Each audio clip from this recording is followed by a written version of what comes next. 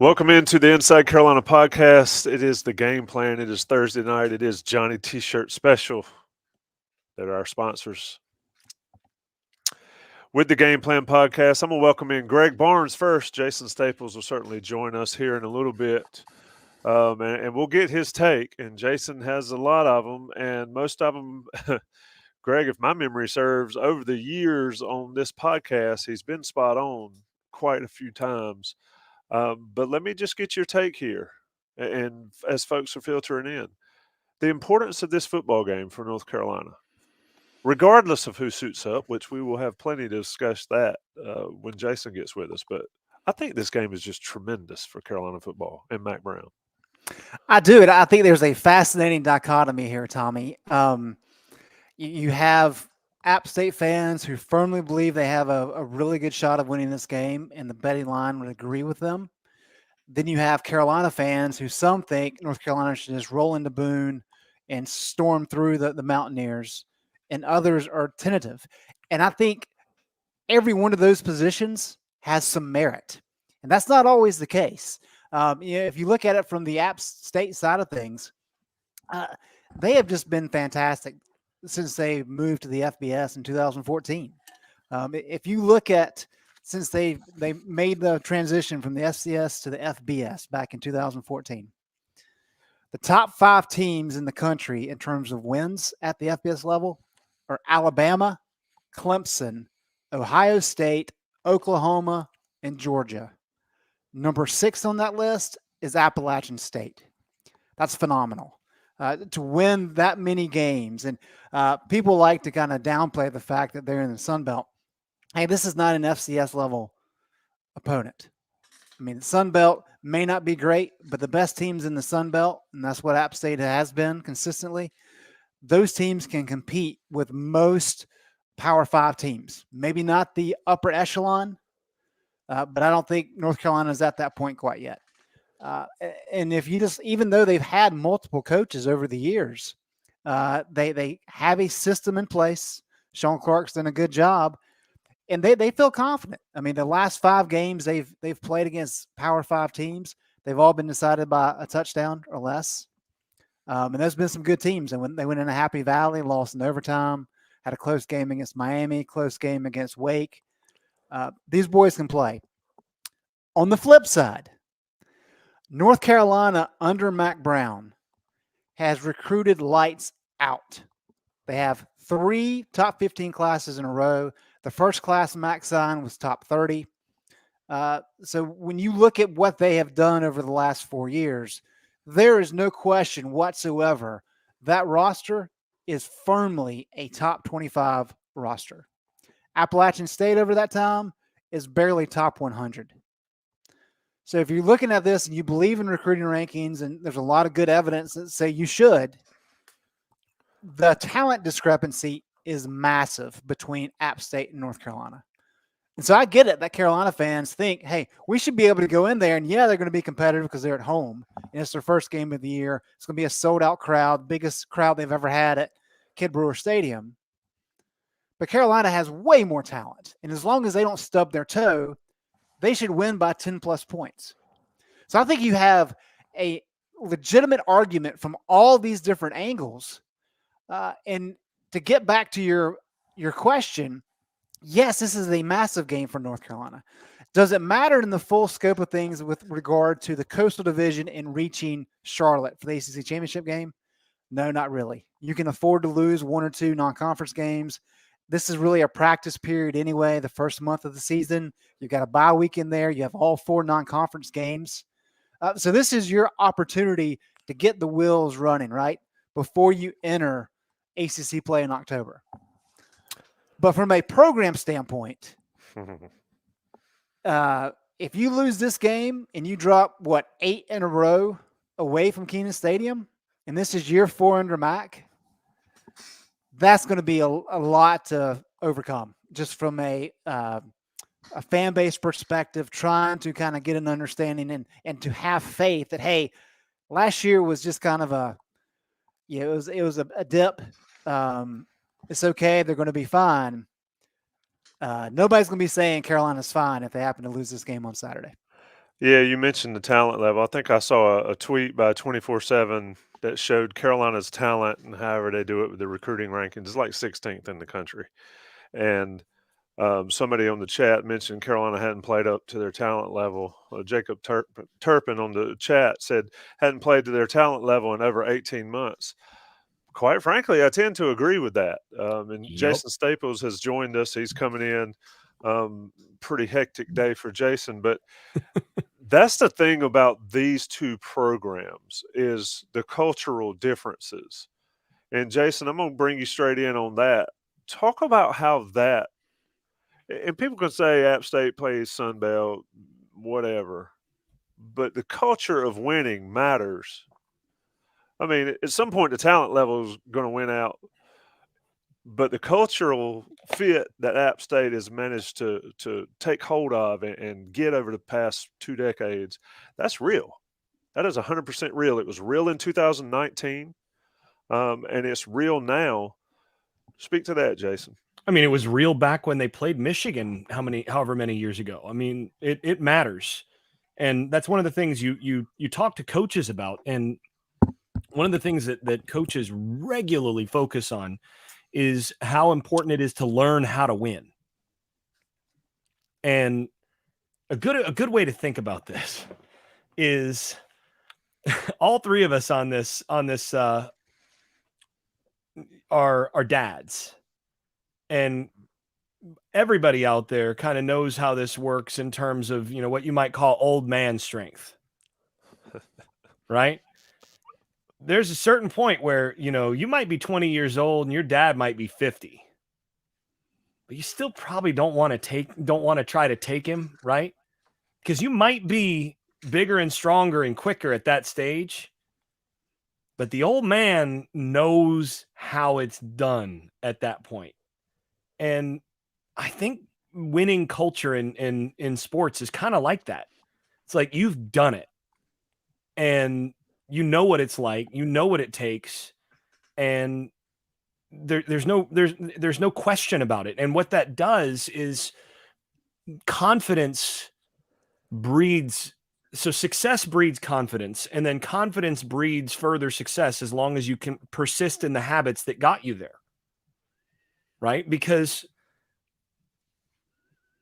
so much about football, for example, is about having is about quick reactions and is about doing the right thing under pressure. When you win and when you're used to winning, you have fewer questions in your mind. Or Greg, you're a very good golfer. You have this experience. When you're playing good golf, there's very little in your head when you're swinging. When you're not playing very well, or when you're not used to playing well, there might be 1,000 things going through your head, and any one of them can throw the swing completely off.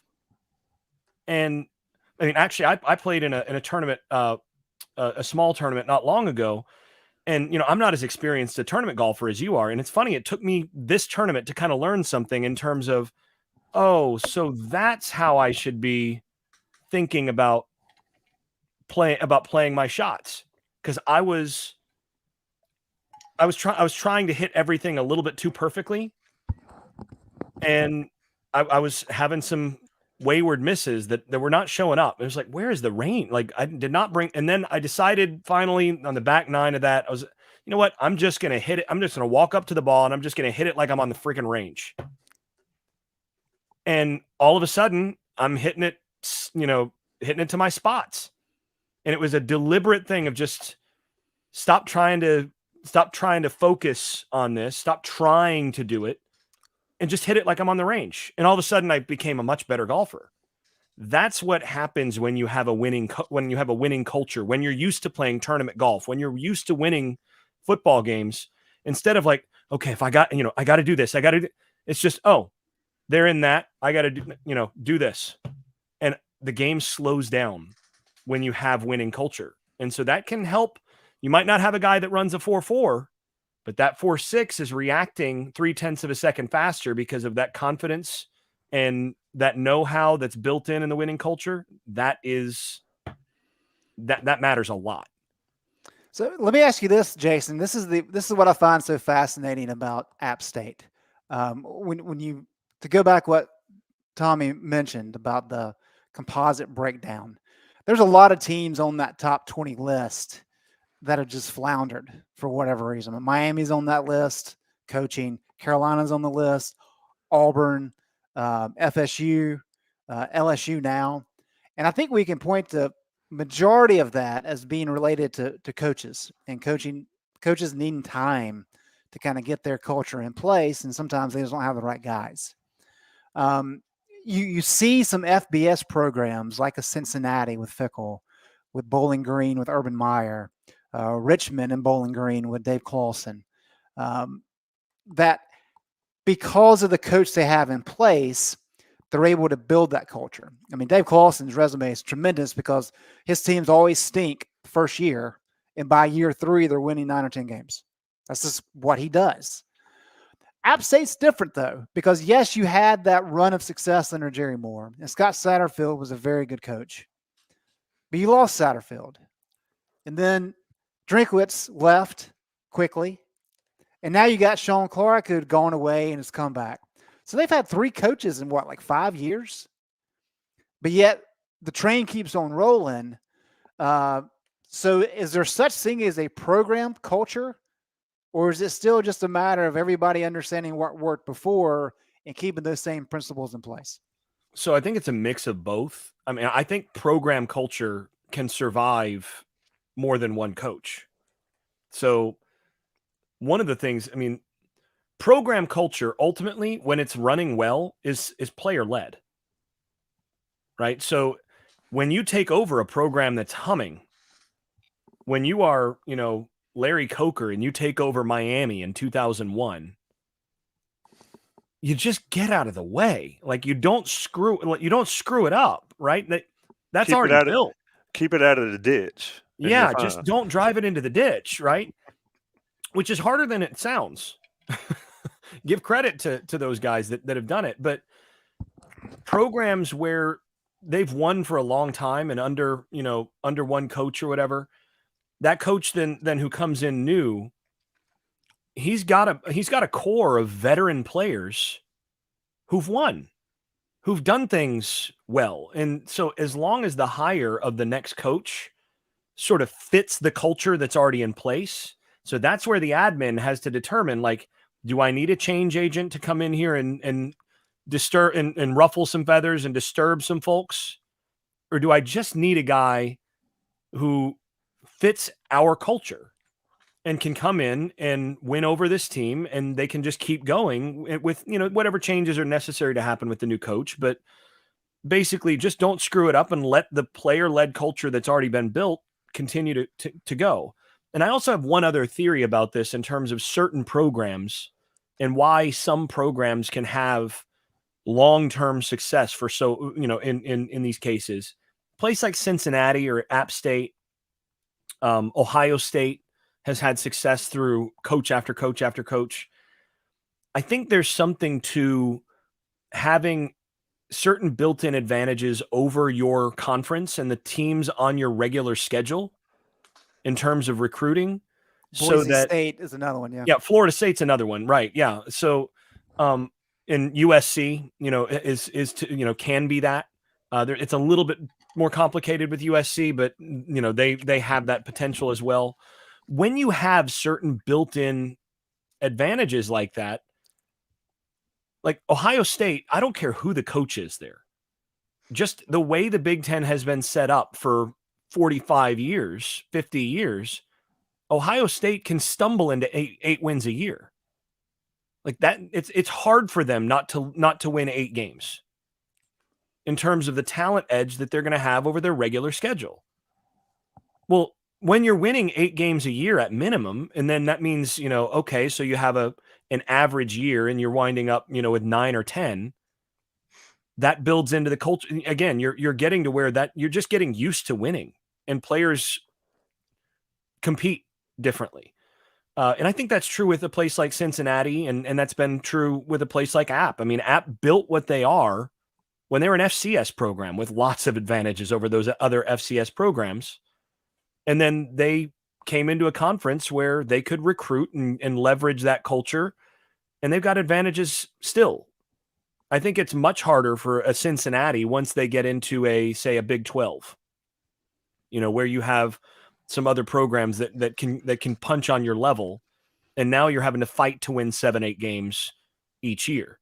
So I think there's something to that as well. And, I think UNC long term has the potential to be, a program that could be a, 7-8 win floor team, but that will take, that's going to take years and years of building that in to leverage the brand that North Carolina has, which is a strong brand in all sorts of ways. But North Carolina basketball already has that, right? Right.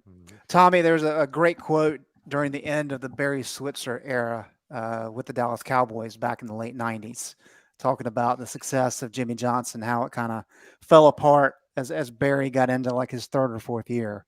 It was that a well-oiled machine will run for a while before it falls apart. And I think that's a good example of what you guys are talking about. Yeah, and we've talked about that quote and those type of situations for a long time, and App had it going, and they've continued to have it going. Somebody mentioned in the chat that they stumbled a little bit, but the bottom line is Carolina's got to come into a game where they have all the advantages. The only advantage they don't have is they're not playing in Chapel Hill. Everything else is built in for Carolina. So, Greg, and Jason, let's talk about this talent advantage. And how big a hit does it take if a guy like Josh Downs does not play on Saturday? And there's some serious questions whether that'll happen, and I'd probably lean to it not. And shout out to Ross Martin for some work on that. And of course, that information has gone all over the internet at this point. But how much does that affect North Carolina's offense? Greg first, then Jason. Well, you're talking about a guy who is talking about a guy who's arguably the best wide receiver in the country, at least top 5. He was the ultimate safety blanket last year for Sam Howell. So I don't think you can overstate the importance of what Josh Downs is for this offense and for a guy like Drake May. Drake showed last week that he's willing to throw the ball around. I think he connected with 10 different players for passes, which is a good sign. But Antoine Green's already out, and he was your other veteran guy on the outside. So if now you're going to be missing Josh Downs, basically your 2 key guys from last year are not going to be playing if Josh Downs is not able to go. And we've talked all offseason. App State lost a bunch of guys last year at wide receiver. Well, Carolina's in the same boat at this point in time. So I think it's a massive loss if that actually happens. Jason, that's one thing we talked about on the day after and throughout the week is how May did not solely rely on Downs last weekend. Very different competition. I understand that. Downs still had 9 catches, but he spread it around more so than Howell. I felt like if Howell didn't have Downs last year, he's probably going to either run for 250 or figure out how to throw it to himself at times last year. But so May was able to spread it around. How big and how important is that given Carolina's receiver situation? And to be honest, when Greg talked about Antoine Green, I'd already forgotten him. Forgot that he is missing as well. Sounds like there's going to be some young blood that's got to make a name for themselves or else for Carolina. Yeah, I mean, even when the thing you have to remember is even when May is not targeting Josh Downs is having impact on the game. It's Steph Curry doesn't have to score to make a difference offensively for Golden State, right? He has what in basketball you call gravity, right? When he's on the floor, there's a certain gravity that's going to pull defense toward him, and it's going to make everything easier for everybody else. That's what Josh Downs does when he's on the field for North Carolina's offense. So, yeah, that matters. That matters a lot when that guy's not out there, because you've got anytime you have a player like that who is a game breaker, defenses have to account for him on every play. and that changes what coverages they're comfortable playing. That changes how what they're able to offer to your number 2 and number 3 guy in terms of changes what they're able to do in terms of focusing on stopping the run. All of that stuff changes when you have a game breaker on the outside. So if Josh Downs isn't out there, that's a huge deal. And again, I think Drake May is a really good player already, but I think that's a really, really big deal in a game that's very losable for North Carolina and against a team that can play defense. So yeah, I don't think it's one that's an easy to overstate the kind of impact that has when you, like you said, you already don't have your other next best veteran wide receiver. The question is, who do you have that can step up and actually not just catch the ball, but who do you have that can make plays, that can catch the football and threaten the defense, that can change the scoreboard? Or is North Carolina going to have to rely on being perfect? 8, 9, 10 play drives, which with a young quarterback, a young wide receivers, and young running backs, it's that's tall ask. So who is it? I mean, who steps up? You'd like to think that Carolina will be able to run the football with Hampton, Petaway, DJ Jones, Caleb Hood, if he's fully healthy, Elijah Green. But Greg, who are we looking at to step up in this game?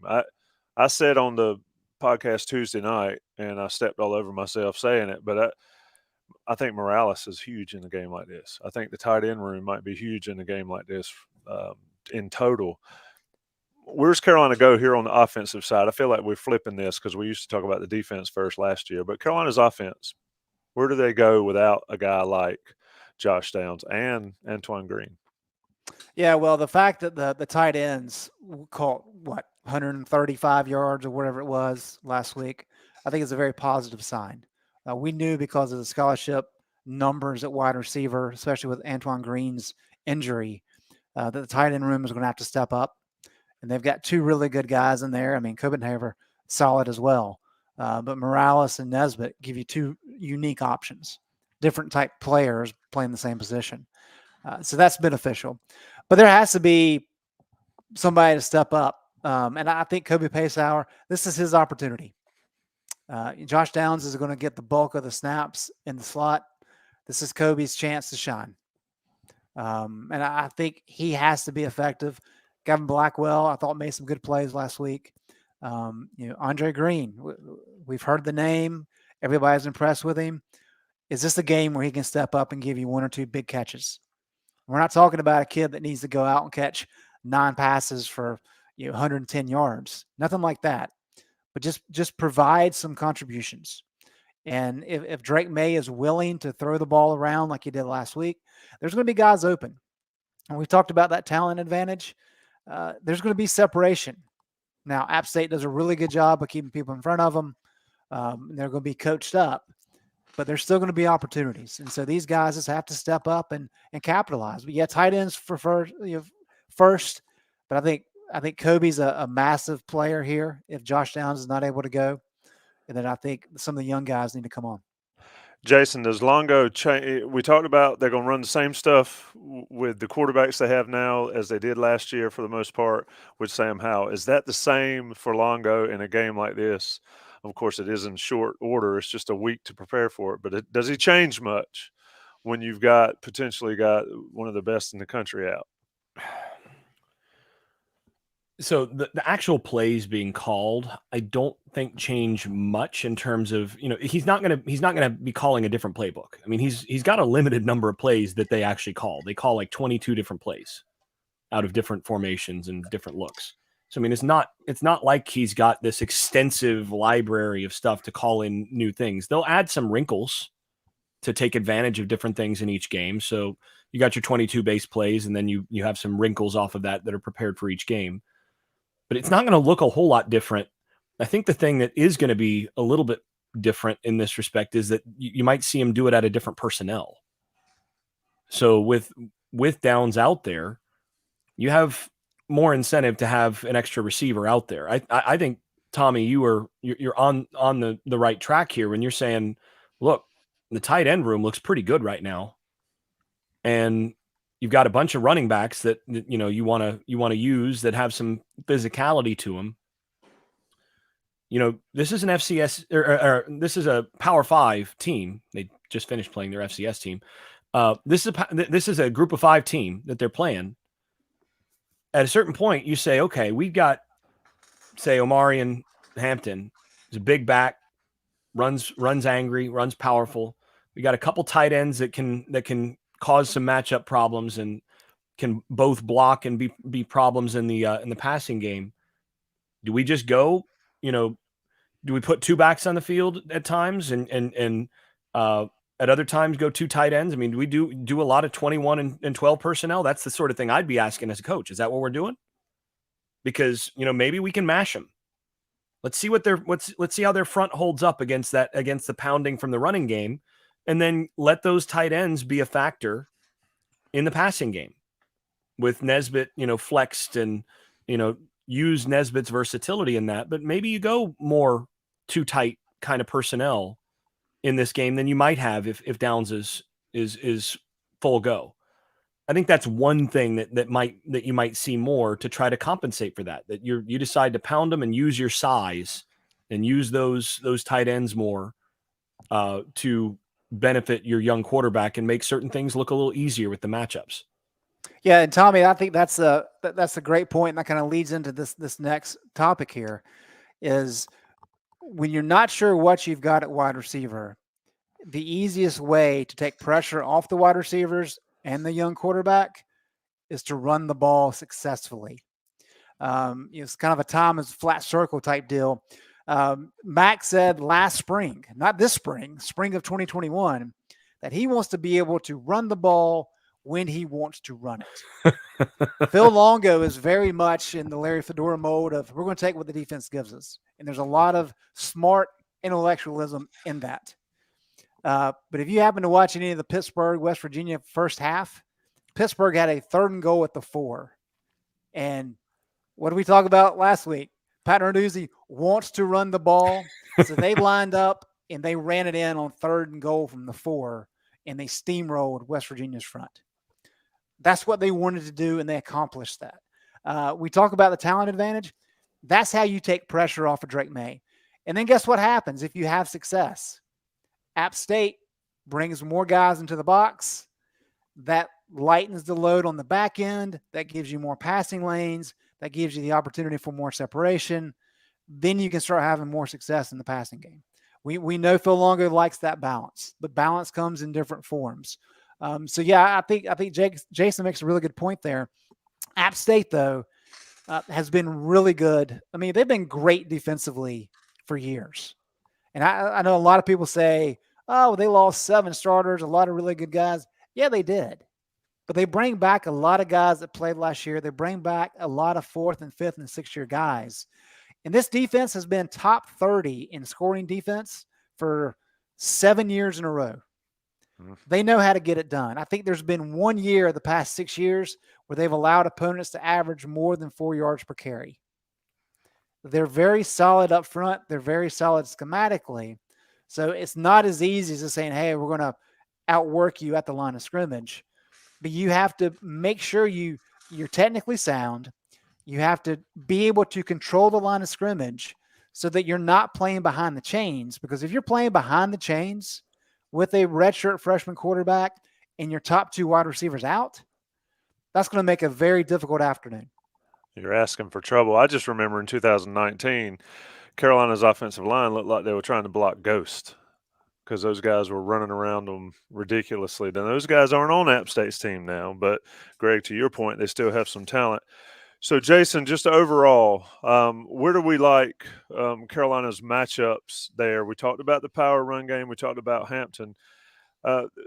Carolina has success on Saturday on offense if they can run the football when they want to run the football. I mean, it's an easy game, folks. Yeah, I mean, with Downs out especially, I think this game boils down to whether Carolina can block them up front as with some success and use the talented backfield that they have to set up the passing game in more advantageous leverage. I think it boils down to that. And, I do think, all things being equal, May is going to keep Carolina in this game. He's going to make good decisions. There's still some inconsistency to his game that we saw this week. Some couple of the one airmailed throw to Downs, the skipped ball to Downs that Downs was pretty frustrated in the end zone that it was an easy touchdown. He scored the next play, but those are plays where bad mechanics, bad footwork, a little bit of a late decision. They get you in that situation where it's not ideal, right? He's not quite as consistent as he needs to be. But by and large, he's going to keep you in games. He's going to make the throws necessary to keep you in games. He's going to make good decisions.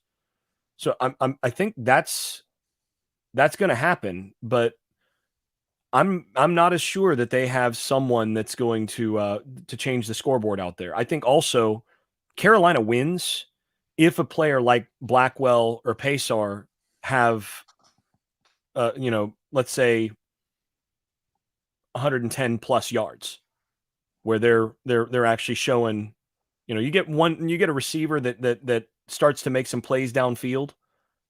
I think Carolina probably wins this game. One of those guys steps up to make a big play or two down the field. That changes some things. So run the football when you want. I think May's going to keep them in the game. It's going to be a close game regardless, just because of that. But if they can run the football and then get one receiver to make some plays downfield and make a speed play, I think they're in good shape offensively. Let's talk about Johnny T-Shirt and JohnnyT-Shirt.com. Sponsor this podcast. Also, shout out to Jimmy's Famous Seafood. I'm on Team Famous. Fantastic. And shout out to Blue Shark, Ross Martin's baby there with the sponsorship, Connor Barth stuff. But Johnny T-Shirt, of course, is always going to be the one I go back to because they sponsored this show. They've been friends of Inside Carolina forever, and they've been alumni owned and operated on Franklin Street for decades. And they take care of you, the Carolina fan, but not only you, the Carolina fan, the Inside Carolina premium message board person. Get all your gear. If you're going to App State, might be a little chilly in the evening, get you one of those sweatshirts, those crew neck sweatshirts that we talk about so much. But regardless of where you're going this weekend, hit up Johnny T-Shirt and JohnnyT-Shirt.com and support them. Get you 10% off and take care of it. National guys pay the bills. Come right back. I've got more with Greg Barnes, Jason Staples, and the game plan. All right. Game Plan Podcast, Johnny T-Shirt, of course, Jason, Greg. Greg, I did the Johnny T-Shirt read before you could finish your comment, so let's stick with the offense just briefly. I'll get my – if we are talking about Hampton and Petaway having big games on Sunday morning, then Carolina has won convincingly. Go, Greg. I would agree with that. I was just going to make kind of a general point. I mentioned this to begin the show, and I think it's worth kind of explaining a little bit. A lot of people really talk down App State in terms of some of the stats because of the Sun Belt. I think a lot of people are familiar with Ken Pom on the basketball side of things, which takes raw data and then normalizes it to an average opponent. So you kind of get an idea of, okay, well, you have some really good teams who play a lot of really good teams throughout the year.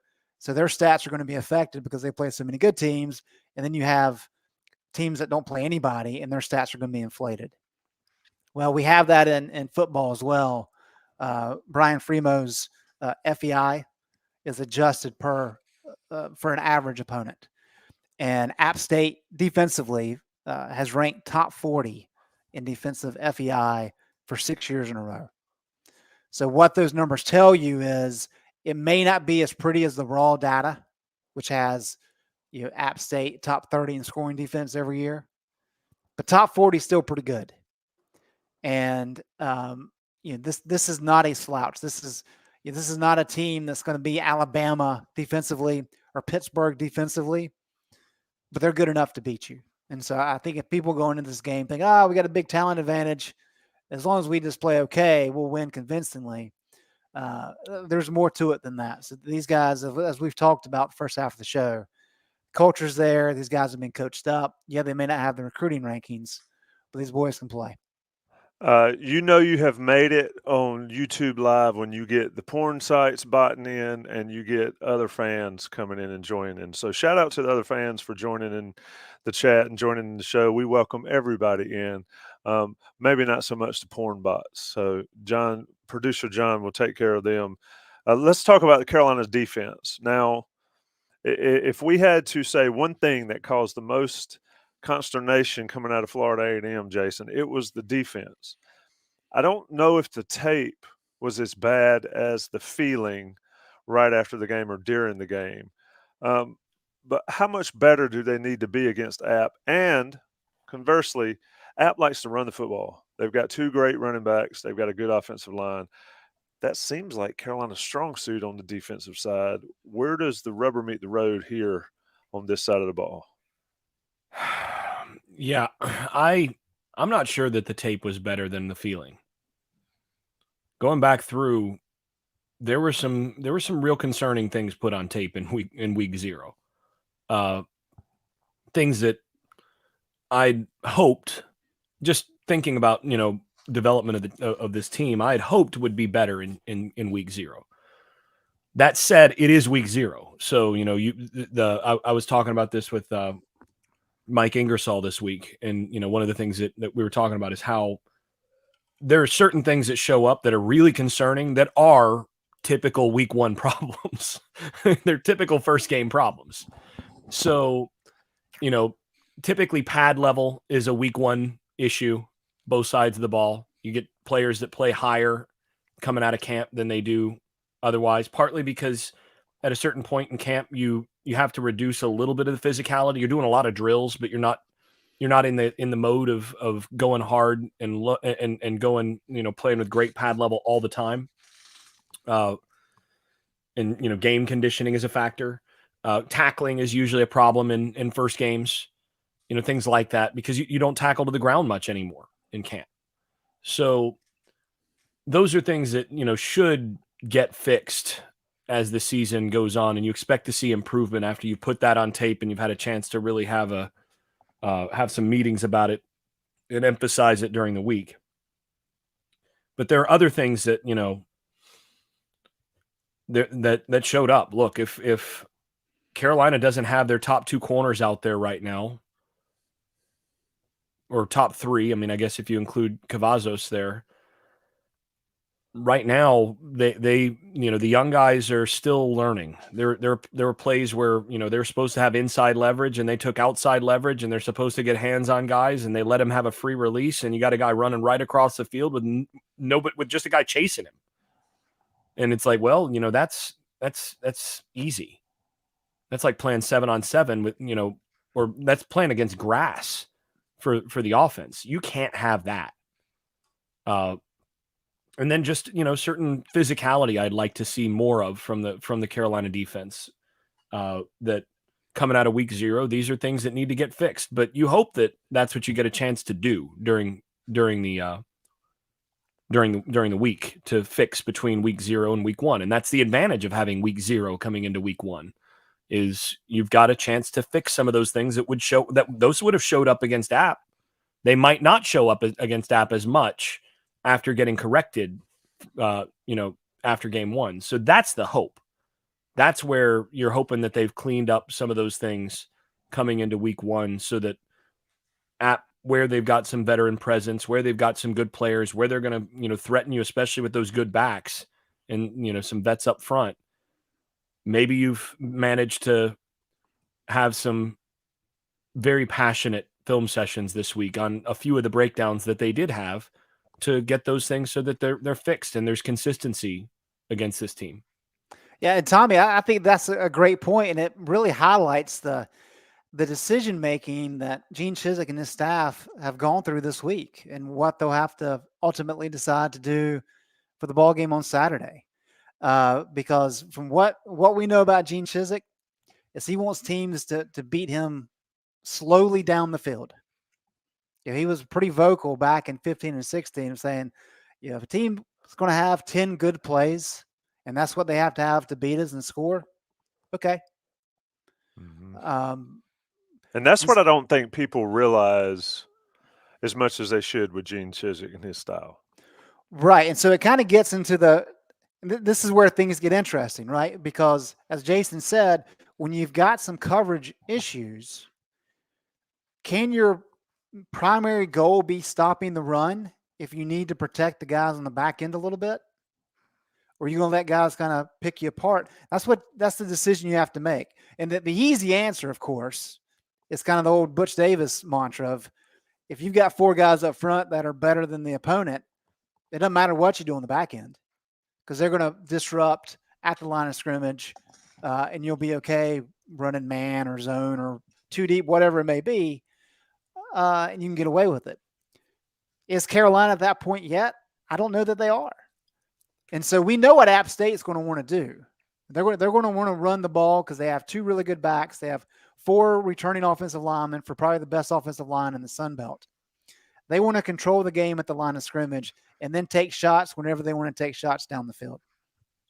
So does Gene and Charlton Warren bring up guys to help there, which then gives Chase Bryce opportunities to throw over the middle or into holes in the zones? That's the chess match involved here. How much is Gene Chizik willing to get aggressive, knowing what's happening on the back end with some injuries and some young guys? That is one thing, Jason, coming out of Florida A&M game that I don't think Gene Chizik knows what he has. I mean, Power Echols, he knows what he's got. He got a beast. Does he know what he has to be able to know what he can do, to Greg's point there? I think they have a pretty good sense of what they've got in the front 6. And I think you could argue they've got a pretty good sense of what they've got with about probably 8 or 9 guys, or 8 or 9 spots on this defense. They know what they're going to get at safety. They know what they're going to get with both backers, regardless of which backer's in. They know what they're going to get on the front 4. They know what they've got there. I think they're still figuring out what they've got at the corner positions and at nickel. I think they're still sort of figuring out those 3 spots. Turns out those are pretty important spots. Butch Davis used to say it didn't matter what you did on the back end, but the game was a little different then too. So, fewer teams were spreading it quite as much and getting it out quite as quickly as they do now. So you can, more teams are neutralizing what you can do up front by taking advantage of the 1 or 2 matchups outside that they can take advantage of. And you've got to have at least something on the back end to be able to slow them down just enough for those guys up front to get home. So that's, I think, what they're figuring out. And we'll see what ends up happening there. I think with Duck having had a little bit of, him being a little dinged up at different points in practice, I think they're still figuring out how close he is to what he's been. And I think, with Grimes out, they don't know what they really have on the other side. That's really where the questions are, as a corner. Yeah, and Jason, I would like for you to explain this to the listeners, because I've heard this a lot this week, and I think this is worthy of you explaining. There's a reason the quick passing game doesn't work against teams like Bama and Georgia and Pittsburgh, who have great defensive lines. Why? Why do teams not have the luxury of just going to the quick passing game against teams like that are aggressive at some of the secondary positions? Well, I mean, against Bama, you're going against a bunch of 5-star defensive backs too. I mean, that's the biggest problem. I mean, that's real simple.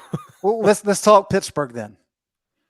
So with Pitt, first of all, they're going to sell out to get to you quickly, and they're willing to take to give up some big plays, not to give up that short stuff. So it's almost the opposite approach from what Chizik is going to do. Chizik is going to say, "We ain't giving up big plays. We're willing to give you some dink and dunk stuff, and assume that you might drop one or you might turn it over or something's going to you're going to make a mistake." Pitt is going to say, "We're going to force you into a mistake, or you're going to beat us over the top." Those are your 2 options. And in the process, Pitt presses a lot. And it's harder to run a lot of the quick game stuff when you're being pressed by competent defensive backs. Now, if they're not good enough on the back end, we've seen Pitt get shelled, and by several North Carolina teams that did this with quick game and getting the ball out quickly to receivers who are just running wide open because Pitt couldn't cover them. And, that's why Carolina scored 50. I think what's the most they've scored on Pitt? 55, if I remember right. So Larry Fedora had Narduzzi's number. Yeah, Larry Fedora was bombs away every time they played Pitt. He loved playing against Pitt. So you can do it, but you better have the personnel to win on the outside, because they're going to press you, they're going to slow you down, they're going to make you get off the line of scrimmage and do all of that, and they're willing to roll the dice that you can't beat them over the top over and over and over again. And if you can, it's just going to be a long day for them. Bama is going to do some of the same stuff, although Bama runs a lot of, the same quarters base that, say Jay Bateman did last year. And same with Georgia. I mean, they run a lot of that same stuff. But again, it has to do with the quality of athlete that they have outside in addition to what they have on the defensive front. Bama and Georgia are not playing the same game as everybody else in terms of personnel in college football. I mean, why can't we be like Georgia? Just get that out of your vocabulary, because they are not recruiting the same athletes as everybody else in terms of depth, in terms of consistency.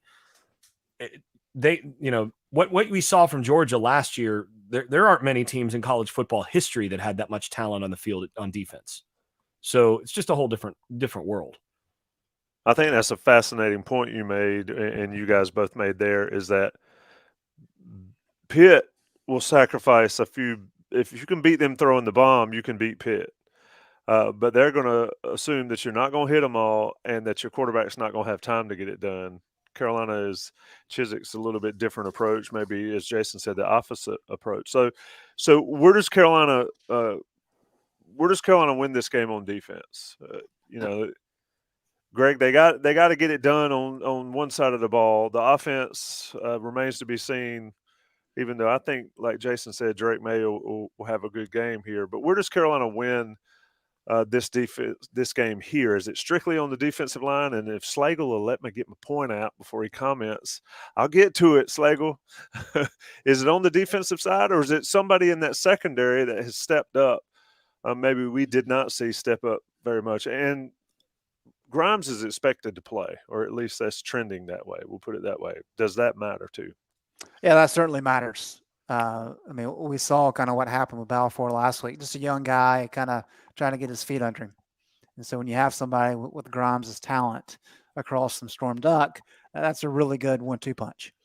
But we know what App State's going to do. I mean, the way App State wins this game is by playing solid defense and grounding it and pounding it. They win by running the ball efficiently. That doesn't mean they rush for 250 yards, but they're able to kind of control the game, control the clock, put their defense in good positions, and take advantage of some opportunities. So what Carolina has to do is prevent App State from being as efficient running the ball as they want to be. And so that's up front. And that's the defensive line, defensive front, and those linebackers.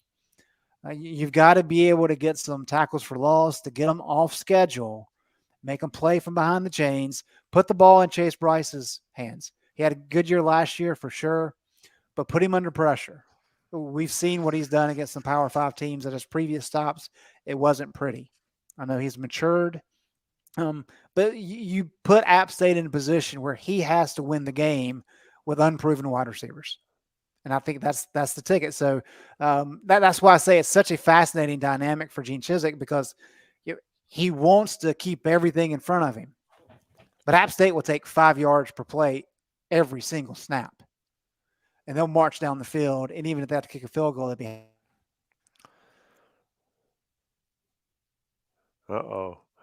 Barnes' Wi-Fi gave up on a Thursday night at 9:51 Eastern on a live Did it crap show. out? It did. There you are. You look like you were talking about Godzilla attacking the mainland in Tokyo. All right. Go ahead, finish your point. You said App State will take 5 yards every snap all day. They will. And so that's really the point here is, what does Gene do? Does he bring up extra guys? Because you have to be able to get them behind schedule. That's the name of the game. If you don't, they're going to kind of control the game at the line of scrimmage, and that's going to make it tough for Carolina to slow them down. Jason, everybody's talking about how C.J. Bryce is terrible. He set the App State record for passing yards last year, so he's been a lot better. And I think Chiswick referenced it earlier this week that schemes make quarterbacks, and clearly, whatever Duke was trying to do did not work out for Bryce. And he's also 28 years old playing quarterback. But let's get to the cutting time here, as we are 8 minutes to the hour. Can Carolina control the line of scrimmage on defense, and can Carolina get this win? Give me a prediction and how it all goes down noon on Saturday in Kid Brewer. The Rock. Can Carolina do this? Yes. I mean, I think that's almost an absurd question given that Carolina is the more talented team here. Well, that's how often is that the case? And how often have they done that? Well, I mean, Carolina's lost their share of games where they've been the more talented team, but I do think in recent years, most of the losses that Carolina has had have been against teams in the same talent tier for the most part. I mean, last year you had a couple that were not in that case. But I think they've got more seniority. They've got more experience on the defensive side where that matters more in terms of that talent having matured. And so, yeah, I mean, at this point, you've got to say, wait a second, this is put up or shut up time in terms of being able to do something with the talent that you've put together. So it should be an absurd question. Can Carolina win this? Yes, they can. They've got enough talent to do it. Even with Josh Downs out, they can. Will they is another question. I mean, there's all sorts of reasons to pick App State in this game.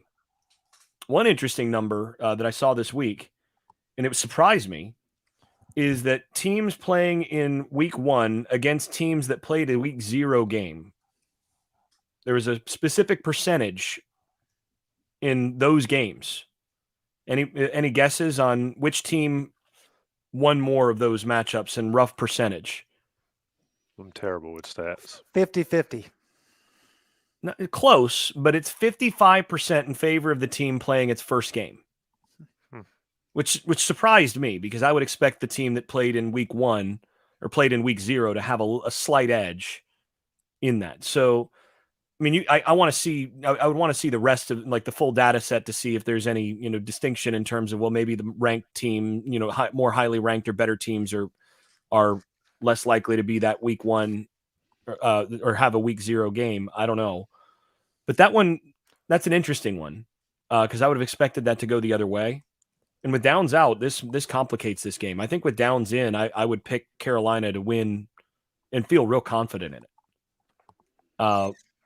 That said, I still think that this game, Carolina should win this game, and I think they will win this game on the road. I think ultimately the defensive talent combined with May and those running backs, I think Carolina's going to be able to run the football in this game, even against a good App State defense. I think ultimately Carolina's going to win it. I think this will be a close game, but here's something to think about. So if you want to look at what the difference was between wins and losses for App State last year, right here's the number.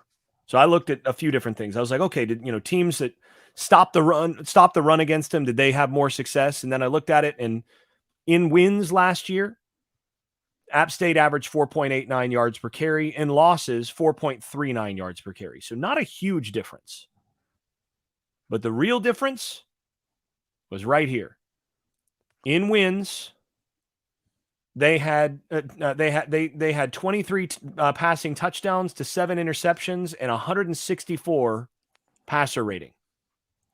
In losses, 6 touchdowns, 5 interceptions, and a 116 passer rating.